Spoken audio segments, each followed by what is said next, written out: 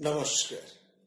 প্রাণারামের মাধ্যমে সম্প্রচারিত ভারত কথার গ্রন্থি মোচনের 273তম পর্বে আপনাদের সবাইকে জানাই সাদর সম্ভাষণ।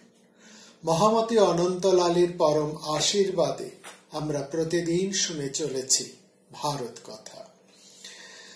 ভারত কথায় আমরা গত পর্ব হতে লক্ষ্য করলাম, গত পর্বে আমরা একটি বিশেষভাবে লক্ষ্য করেছি যে এই মহাভারতীয় দর্শনের মধ্যে যেমন কর্মের কথা রয়েছে, যেমন জ্ঞানের কথা রয়েছে, যেমন মোক্ষের কথা রয়েছে, তেমন ভক্তির কথাও মহাভারতের মধ্যে রয়েছে। কিন্তু এই ভক্তির কথাটি মহাভারতে কর্মের মতন, জ্ঞানের মতন, মোক্ষের মতন এক সূত্রাকারে তা বলা হয়েছে। বিভিন্নভাবে সেই আলোচনা এসেছে। বিভিন্ন দর্শন, ভারতবর্ষীয় ষড়দর্শন ছাড়াও আস্তিক এবং নাস্তিক সমস্ত প্রকার দর্শনের কথা মহাভারতের মধ্যে এসেছে। মহাভারতের মধ্যে ভক্তিবাদের বিভিন্ন দর্শনের, ভক্তিবাদের মধ্যেও যে বিভিন্ন ধরনের দর্শন রয়েছে সেই সব দর্শনের কথাও আছে। এবং পরবর্তীকালে আমরা এও দেখেছি যে মহাভারতীয় সূত্র হতেই মহাভারতের যে দর্শন স্বয়ং গীতা, সেই গীতাও 4টি দর্শনের স্তম্ভের উপরে দাঁড়িয়ে আছে, কিংবা এই 4টি স্তম্ভের এক সমন্বয় গীতার দর্শন সাধন করেছে। অর্থাৎ জ্ঞান, কর্ম, জ্ঞান, ভক্তি এবং মোক্ষ, এই 4টি দর্শনের এক সমন্বয়কার হিসাবে গীতার দর্শনকে আমরা পরিস্ফুট হতে দেখেছি।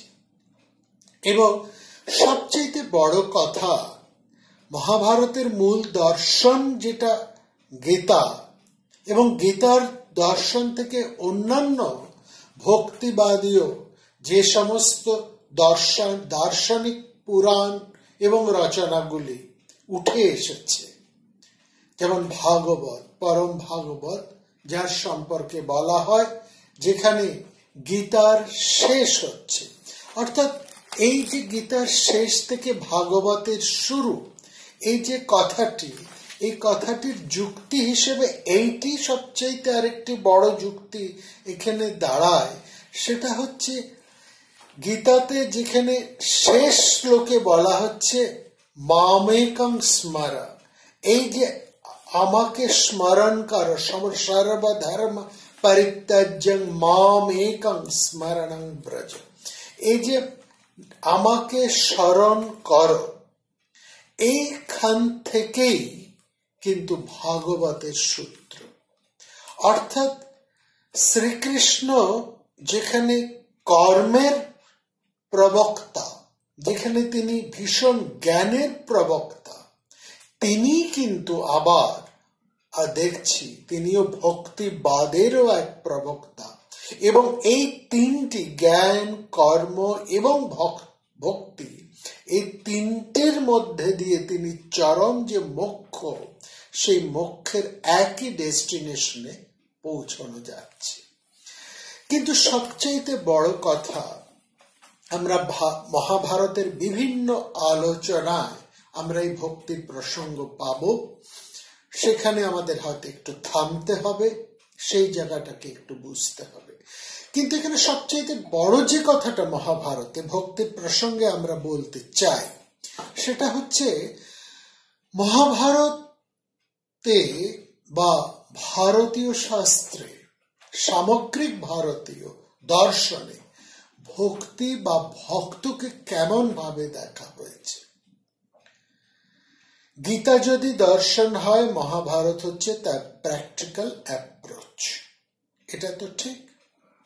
এবং মহাভারতের গীতার যে দর্শন, সেই দর্শনের থেকে যে ভক্তির একটি ধারা, সেটি পত্র পুষ্পে নানাভাবে পল্লবিত হয়েছে এবং ভাগবত পুরাণ সেই দর্শনই আরেক চরম রূপরেখা। এখন প্রশ্ন হচ্ছে যে মহাভারত এই ভক্তিকে বা বিশেষ করে এই ভক্তিবাদকে মহাভারত ঠিক কোন দৃষ্টিতে কেমন ভাবে দেখছে, কিংবা এখান থেকে আমরা বলতে পারি ভারতীয় ভক্তি সাধনার মূলটি কেমন ভাবে আছে, কোথায় তার মূল তাৎপর্য, সেটিও কিন্তু মহাভারত থেকে বলা ভালো, মহাভারতীয় দর্শন গীতার থেকে আমরা খুব পরিষ্কার করে পাই। ভক্তি সঞ্জীবিত হয়, রূপ পায় ভক্তের মাধ্যমে। যেমন সৌন্দর্য, সৌন্দর্য, পবিত্রতা সমস্ত কিছু নিয়েই তা প্রস্ফুটিত হয় একটি পুষ্পের মধ্যে, একটি ফুলের মধ্যে। সেরকম সমগ্র ভক্তির ধারণাটি ফুটে উঠে ভক্ত সমুদায়ের জীবনে। এবং ভাগবত অর্থাৎ ভক্ত সম্বন্ধীয় ভাগবত, সেখানে ভক্তের জীবনটি, তার আকুতিটি সেখানে কিন্তু খুব গুরুত্বপূর্ণ।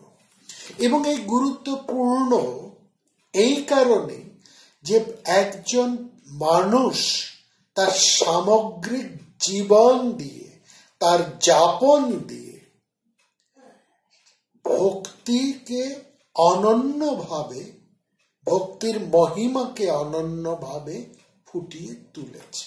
এই জন্য ভক্ত ইজ ভেরি ইম্পর্টেন্ট। ভক্তের জীবনটি, তার আচরণটি, তার যাপনটি ভীষণ ভীষণ গুরুত্বপূর্ণ। সেজন্য ভাগবতে যত না ভগবানের কথা বলা হয়েছে, তার চাইতে বেশি করে বলা হয়েছে ভক্তের কথা।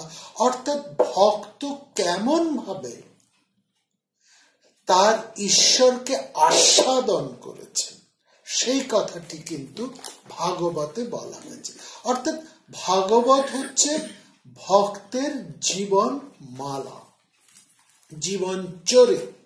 এবং এই জীবন চরিতের মধ্যে দিয়ে একজন মানুষ ভক্তিরসকে কেমন ভাবে আস্বাদন করেছেন, সেইটিকে কিন্তু তুলে ধরা হচ্ছে। তাহলে এইটা ঠিক যে ভক্তির ক্ষেত্রে ভক্তের জীবন এবং ভক্তের যাপন, সেটাই হচ্ছে সবচেয়ে গুরুত্বপূর্ণ। ঈশ্বরের থেকেও তা বেশি গুরুত্বপূর্ণ এই কারণে ঈশ্বরের সমস্ত মহিমা কিংবা ঈশ্বরের অস্তিত্বই ভক্তের জীবন চরিতের মধ্যে দিয়ে কিন্তু প্রকাশিত বা প্রস্ফুটিত। ভক্ত বিনা ঈশ্বরের অস্তিত্বই নেই।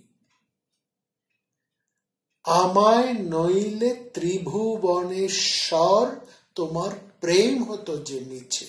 এটি হচ্ছে ভক্তিবাদের একেবারে দামি কথা। সেই জন্য ভক্ত এত গুরুত্বপূর্ণ ভক্তি শাস্ত্রে।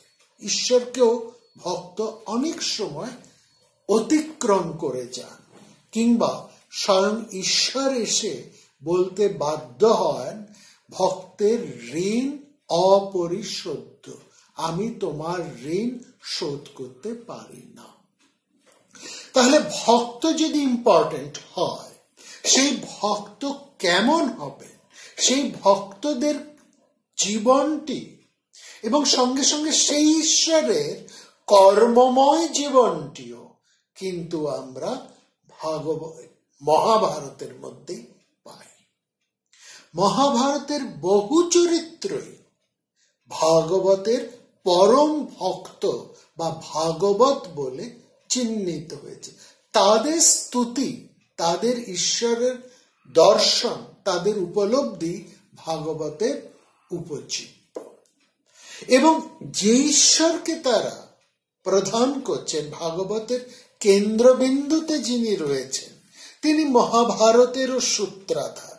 এটিকে হচ্ছে সবচাইতে বড় কথা।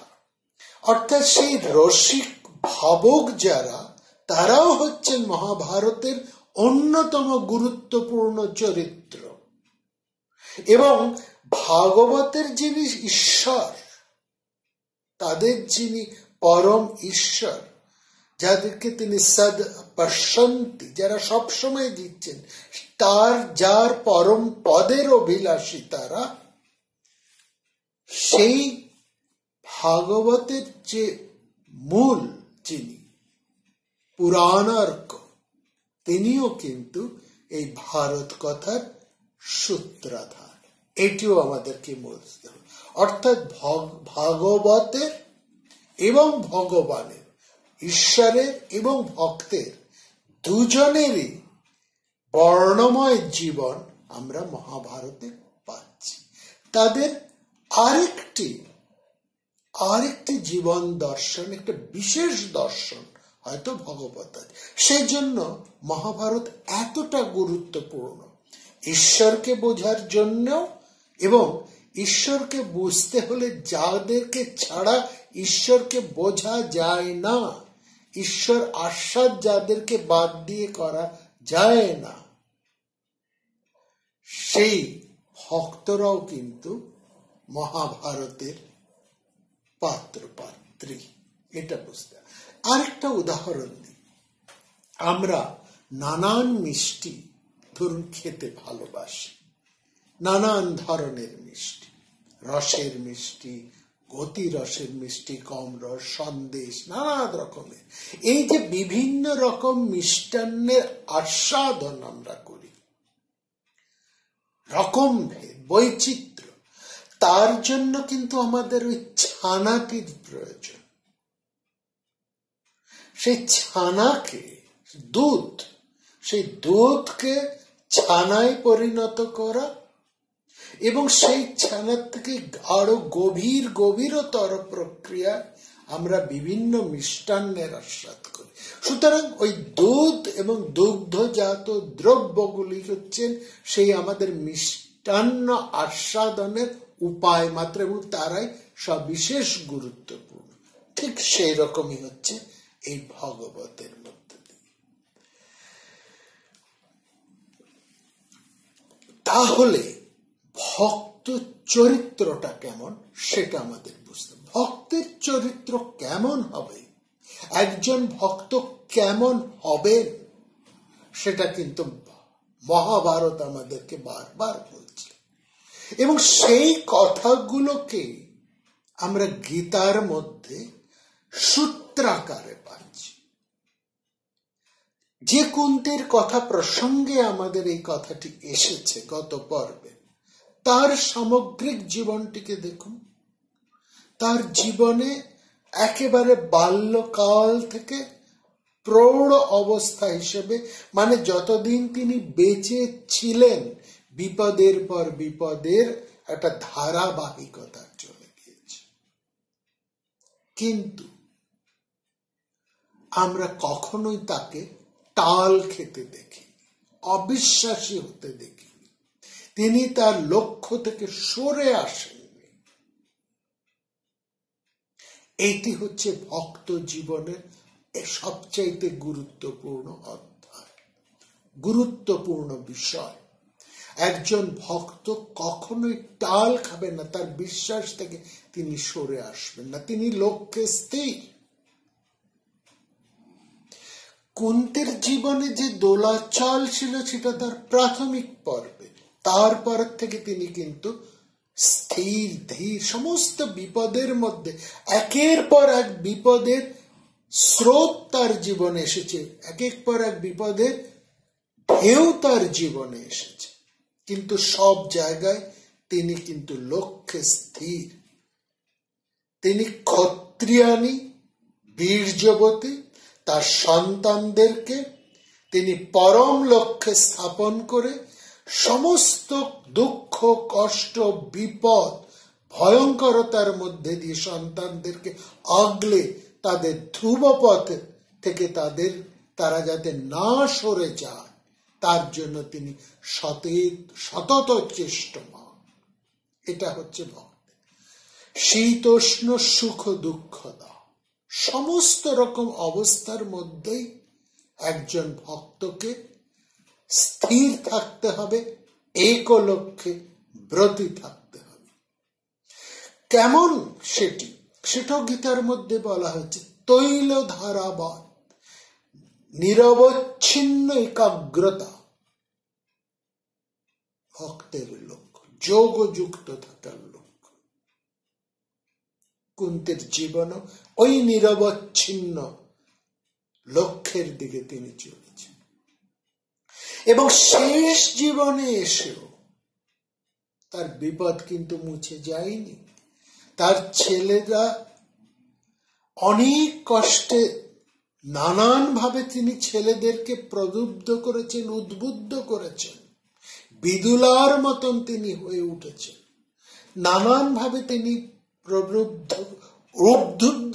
উদ্বুদ্ধ করে ছেলেদেরকে তেজিয়ান করে মুষড়ে পড়া থেকে তিনি একাকী তাদের একেবারে সমস্ত বসে যাওয়া থেকে উঠে দাঁড় করিয়েছেন, লক্ষ্যে স্থির করে রেখেছেন।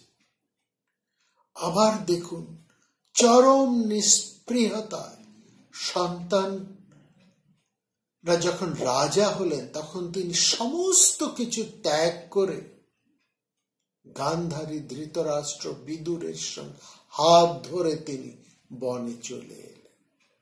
তখনও তিনি কিন্তু তার কর্তব্য হতে অচ্যুত। যে পুরুষ এবং যে রমণী, যাদের কারণে তার জীবনের একের পর এক এত বিপদ, এত কষ্ট, এত যন্ত্রণা, এত অসম্মান, তিনি কিন্তু তাদের থেকে কর্তব্যচ্যুত হন। সন্তানরা রাজা হয়েছেন বলে তিনি রাজমহিষী হয়ে সেই সংসারে প্রধানা হয়ে থাকেন। এবং সেই গান্ধারীর হাত ধরে, সেই ধৃতরাষ্ট্রের হাত ধরে তাদের সেবা করার জন্য তিনি কিন্তু রাজন্তপুর ছেড়ে আবার পথে বেরিয়ে সেই বনবাসী চলে। কুন্তীর সারাটা জীবনই তো বনে বনে কেটেছে। স্বামীর সঙ্গে সেই যে তিনি হস্তিনাপুর ছেড়ে পাণ্ডুর সঙ্গে বেরোলেন প্রথম জীবনে, কত দিনের জন্যই বা তিনি ঘরে ফিরতে পেরেছেন। আর যদি বা তিনি হস্তিনাপুরে থাকতেনও, কেমন ছিল তার সেই থাকা, কতটা স্বস্তির ছিল, কতটা আনন্দের ছিল না তো।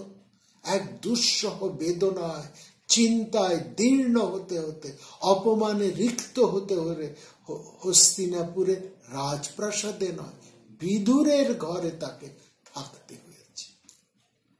এবং ছেলেরা যখন রাজা হলো তখন তিনি হস্তিনাপুরের রাজ অন্দরমহলে আর প্রবেশ করলেন না। তিনি বেরিয়ে এলেন সেই গান্ধারীর সঙ্গে, সেই ধৃতরাষ্ট্রের সঙ্গে। এবং আবারও আমরা সেখানে খুব বিশেষ করে লক্ষ্য করেছি, যখন শ্রীকৃষ্ণ তার কাছ থেকে বিদায় নিতে এলেন এবং সেই সময় তিনি বিদায় বেলায় তার পরম ঈশ্বরকে, তার পরম নির্ভরকে তিনি কিন্তু বিদায় দিতে পারছেন না। তিনি এটা বুঝতে পারছেন, শ্রীকৃষ্ণ যদি চলে যান তাহলে হয়তো পাণ্ডবদের অমঙ্গল, আর শ্রীকৃষ্ণ যদি থেকে যান তাহলে যাদব বৃষ্ণীদের অমঙ্গল। এক জায়গায় শ্রীকৃষ্ণ না থাকলে তার সন্তানদের অমঙ্গল, আর শ্রীকৃষ্ণ যদি থেকে যান তাহলে তার বাপের বাড়ির লোকজনদের অমঙ্গল। তিনি তো যাদবী। তো এই দোটানার মধ্যেও তিনি শ্রীকৃষ্ণকে ছেড়ে দিতে চাইছেন না। তিনি বলছেন সমস্ত বিপদের মধ্যেই আমি তোমাকে বারবার পেয়েছি, এই বারবার পাওয়ার জন্যই আমি বিপদকে সব সময় বরণ করে নিতে পারি। এই যে কথাটা, এই কথাটা হচ্ছে একজন ভক্তের পক্ষে সবচাইতে দামি কথা। একজন ভক্ত, সাধারণ মানুষ একজন ভক্ত হতে পারে না। ভাগবত বা মহাভারত আমাদের এই কথা বলছেন, একজন ভক্ত হবার জন্য যে দ্বিতীয় গুণটির দরকার, সেজন্য হচ্ছে একজন ভক্তকে হতে হয় বীর। বীর না হলে ভক্ত হতে পারে না, সাহসী না হলে ভক্ত হতে পারে না। আসলে ভক্ত মানে এ নয় যে সে ভয়ে কুঁকড়ে পড়বে, সে ভক্ত হতে পারে না। ভক্ত হতে হয় একজন বীর, বীর পুরুষই একজন ভক্ত হতে পারে। শ্রদ্ধা, জ্ঞান এবং সাহস, এই তিনের সমন্বয় থাকলে একজন মানুষ পরম ভক্ত হতে পারে। আর না হলে যে হয় সে ভক্ত নয়, সে আর্ত। গীতাতে 4 ধরনের ভক্তের কথা বলা হয়েছে। একজন হচ্ছে আর্ত, একজন জ্ঞানী, একজন অর্থরথী, আরেকজন হচ্ছে নিষ্প্রিয়। তিনি কিছুই চান না, শুধু ভালোবাসার জন্য ভালোবাসা চান। অর্থাৎ একজন ভীষণ ভীত, সন্ত্রস্ত, সবসময় ভয়ে কাচ্ছে। আমাদের মতো সাধারণ মানুষ, আমাদের নানা ধরনের ভয়, শারীরিক ভয়, মানসিক ভয়, দৈবিক ভয়, আগামীর ভয়, অতীতের ভয়, সব সময় ভয়ে ভয়ে কুকড়ে থাকছি। আজ ব্রত, কাল ওই পুজো, পরশু ওই সস্তান, তরশু ওই বাবাজি, তমুক ওই মন্দিরে আত্মা, মন্দিরে গিয়ে এই প্রার্থনা, তমুক দিন ওর দিবসে নানান কিছু করে করে আমরা ভাবছি আমি খুব ভক্ত। না, এরা ভক্ত না, এরা আর্ত। আমরা আর্তের দল, আরতি আমাদের, বাঁচাও বাঁচাও বাঁচাও। এরা হচ্ছে নিকৃষ্টতম ভক্ত। তারপরে আছে অর্থ, যারা সম্পদ চায়, খ্যাতি চায়, যশ চায়, এই প্রার্থনা করছে যশং দেহি, অমুক দেহি, তমুক দেহি, দেহি দেহি দেহি দেহি। এ হচ্ছে আরেক ধরনের ভক্ত, এরাও নিকৃষ্ট। আবার আরেক দল আছে, তারা জ্ঞান চায়, জ্ঞান চায়, এরাও প্রার্থনা করছে। কিন্তু সর্বোৎকৃষ্ট যিনি ঈশ্বরের কাছে কোনো শর্ত আরোপ করেন না, ঈশ্বরের সাথে যার দোকানদারি নেই, ভালোবাসি বলে ভালোবাসি, নহিলে ভালোবাসিব না। এই যে নিঃশর্ত ভালোবাসা, নিঃশর্ত প্রেম, নিষ্কাম কর্ম, নিষ্কাম, যেখানে কামনার লেশ মাত্র গন্ধ যেখানে নেই, যার জন্য এই ধরনের ভক্তদেরকে শ্রেষ্ঠ ভক্ত বলা হচ্ছে। গোপীরা, ভাগবতে যাদেরকে শ্রেষ্ঠতম বলা হচ্ছে, তারা নিজেদের কোনো কিছুর জন্য ঈশ্বরকে চান না, ঈশ্বরের প্রীতির জন্যই তারা ঈশ্বরকে চান। অর্থাৎ তোমার প্রীতির জন্যই আমরা আছি। ভালোবাসো নাকি বাসো নৈকো তার অভিলাষী, আমরা তোমায় ভালোবাসি, ভালোবাসি, ভালোবাসি। কোনো কিছুর জন্য আমি তোমাকে ভালোবাসি না। তুমি আমাকে চাও, আমাদেরকে কিছু দেবে বা কিছু তোমাকে দিয়ে পাবো, নৈকো তার অভিলাষ। আমরা কেবল তোমায় ভালোবাসি, ভালোবাসি। এই যে নিষ্কাম ভালোবাসা, এই যে নিঃশর্ত ভালোবাসা, এই হচ্ছে ভক্তের লক্ষণ। এই ধরনের বীর পুরুষেরাই কিন্তু ভক্ত বলে ভাগবতের ভক্তমালার মধ্যে যারা রয়েছেন, দেখবেন প্রত্যেকটি মানুষ, তিনি ক্ষত্রিয় হতে পারেন, তিনি বড় বড় রাজা অর্থাৎ যে ক্ষত্রিয় হতে পারেন, তিনি অসুর বালক হতে পারেন, তিনি সাধারণ মানুষ হতে পারেন। এই যে একটা সিরিজ অফ ভক্তের ধারা সেখানে রয়েছে, কত রকমের রয়েছেন, বড় ক্ষত্রিয় রাজা থেকে আরম্ভ করে অসুররা রয়েছেন, অসুর বালকেরা রয়েছেন। প্রত্যেকের এই ক্রাইটেরিয়া গুলো কিন্তু প্রত্যেকের আছে। তারা প্রত্যেকে জ্ঞানী অর্থাৎ প্রজ্ঞাবান, শ্রদ্ধাবান এবং নিষ্কাম এবং সাহসী। তারা আর্ত নন, ভয়ে ভীত নন। রামকৃষ্ণ দেব তার এক ভক্তকে বলেছিলেন যে ভক্ত হবি বলে বোকা কেন হবি? ঠিক একই কথা, ভীরু কখনো ভক্ত হতে পারে না। মহাভারতের এই চরিত্রগুলোর মধ্যে দিয়ে দিয়েছে। গান্ধারীকে এই জন্য ভক্তের মর্যাদা দেওয়া হয়নি, কুন্তী সেখানে দাঁড়িয়ে গেছেন, এমনকি দ্রৌপদীকেও অতিক্রম করে গেছেন কুন্তী। দ্রৌপদীরও যেখানে নিজস্ব একটা অভিলাষ ছিল, কুন্তীর সেই অভিলাষটুকু নেই। এই জন্য অম্বর মহারাজ অম্বরীশের কথা আছে ভাগবত, আছে ধ্রুবের কথা, আছে প্রহ্লাদের কথা, রন্তিদেবের কথা। এদের প্রত্যেকের চরিত্রকে আমরা যদি পর্যালোচনা করি তাহলে আমরা দেখব এরা প্রত্যেকেই বীর, সাহসী, উৎসাহী, উদ্যমী, শ্রদ্ধাবান এবং কোনো কিছু পাওয়ার জন্য এরা সুখে দুঃখে শীতে গরমে এরা সব স্থিত এরা।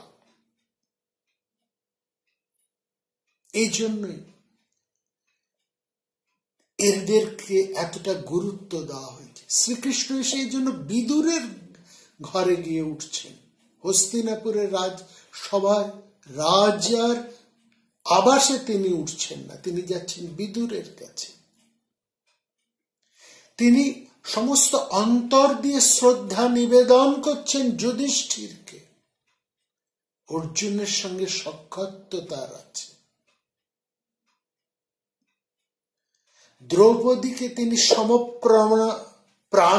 সমপ্রাণতায় তিনি আবদ্ধ করছেন। সত্যভামার প্রতি তিনি সপ্রণয়ী হচ্ছেন। কুন্তীর প্রতি তার শ্রদ্ধার শেষ নেই। এই যে চরিত্রগুলির কথা বলা হচ্ছে, এই প্রত্যেকটা চরিত্রের মধ্যে ওই ভক্তের শর্তগুলি জল জল করছে। মহাভারতকে এই জন্য বলা হচ্ছে it's like a practical approach of Gita, অর্থাৎ দর্শন। গীতাটি যদি দর্শন হয় তার রূপরেখা হচ্ছে মহাভারত। এই জন্য মহাভারত আমাদেরকে বারবার বলে দিচ্ছেন তুমি ভক্ত হবে কেমন। শুধু আমি সকাল সন্ধ্যা হয়ে জয় ঠাকুর করছি এই নয়, আমি বার ব্রত করে আমার ভক্ত হয় না, আমি কত উপবাস করলাম, কত কি করলাম, এইসব ভাবে দেখানো হচ্ছে। ভক্তের প্রমাণ আসে না। আমি কত জানি, কতবার কত শ্লোক মুখস্থ করেছি, তাতেও ভক্তের পরিচয় জানে না। ভক্তের মধ্যে সেই পবিত্রতা আছে কিনা, সেই শুদ্ধতা আছে কিনা, সেই উৎসাহ, সেই উদ্দীপনাটি আছে কিনা, সেই সাহসটি আছে কিনা, সেই একাগ্রতাটি আছে কিনা, সেই নিঃশর্ত আত্মসমর্পণটি আছে কিনা, এগুলি হচ্ছে ভক্তের মূল বিবেচ্য। এবং মহাভারতে নায়কের মধ্যে যাদেরকে নায়কের স্থান দেওয়া আছে, ভীষ্মের যে স্তুতি মহাভারতে রয়েছে, সেই ভীষ্মকেও মহাভারতে ভাগবতে পরম ভক্ত বলা হয়েছে। কারণ ভীষ্মের মধ্যে সেই দুর্লভ গুণগুলি ছিল যার জন্য ভীষ্ম এসেছেন, অন্য কেউ আসতে পারেন। বিদুর এসেছেন, অন্য কেউ আসতে পারেন। কুন্তী এসেছেন, গান্ধারী আসতে পারেন। একইভাবে অন্যান্যরা এসেছেন তাদের এই গুণের জন্য। এই হিসেবেই তারা ভক্ত হিসেবে, যারা ভক্ত ক্ষত্রিয় হিসেবে যারা পরম ভাগবত বলে এই মহাভাগবত পুরাণে যাদেরকে পরম শ্রদ্ধা স্মরণ করা হয়েছে, পরম ভাগবত বলা হয়েছে, মহাভারতেও তাদেরকে পরম শ্রদ্ধা জানানো হয়েছে বীর হিসেবে, পরাক্রান্ত হিসেবে, ক্ষত্রিয়ের পরম আধার হিসেবে। এই জায়গাটাকে আমাদেরকে সবিশেষভাবে লক্ষ্য করতে হবে। সুতরাং এই আমাদেরকে বারবার আমরা যখন মহাভারতের বিভিন্ন চরিত্রগুলোর মধ্যে দিয়ে যাব, এই যে বিচিত্র বর্ণ গন্ধ যেমন প্রদর্শনী আমরা দেখি, তেমন এই যে ভীষ্ম কুন্তী এরা যে শুধুমাত্র স্তোত্রের মধ্যে দিয়ে সেই মহানের বন্দনা করছেন তা নয়, এই স্তবের মধ্যে দিয়ে সেই পরমের স্বরূপটিকেও তারা উদ্ঘাটন করছেন। এই ভগবতের বা ঈশ্বরের মূল স্বরূপটি এই বিভিন্ন ভক্তের স্তবের মধ্যে দিয়ে উঠে এসেছে। ভগবানের স্বরূপ আর ভগবানকে প্রাপ্তির উপায়, সাধন ও সাধ্য, এই দুটি এই স্তবের মধ্যে দিয়ে এবং ভক্ত জীবনের মধ্যে দিয়ে, ভক্তের যাপনের মধ্যে দিয়ে এমন ভাবে উৎকীর্ণ হয়ে আছে যে সেইগুলিকে ঠিকভাবে অনুধাবন করতে হলে অন্যান্য ভক্তি শাস্ত্রের সাথেও আমাদের মহাভারতকে দেখতে হবে, মহাভারতকে বিচার করতে হবে। অর্থাৎ মহাভারত এই জন্য সমস্ত দর্শনের দ্বার হিসেবে চিহ্নিত হয়ে আছে। এখানে মহাভারতের এক অনন্য গুরুত্ব। সমস্ত দর্শনের প্রবেশ দ্বার হচ্ছে মহাভারত। মহাভারতের মধ্যে দিয়ে আমরা ভারতবর্ষের সমস্ত দর্শন, সমস্ত ভাব, সমস্ত রস, সমস্ত উপাদানকে একত্রভাবে খুঁজে পাই। শুধু খোঁজার জন্য চাই আমাদের দৃষ্টিশক্তি, মেধাশক্তি আর অনুভবী হৃদয়, আর একটু ধৈর্য সহ শ্রদ্ধা।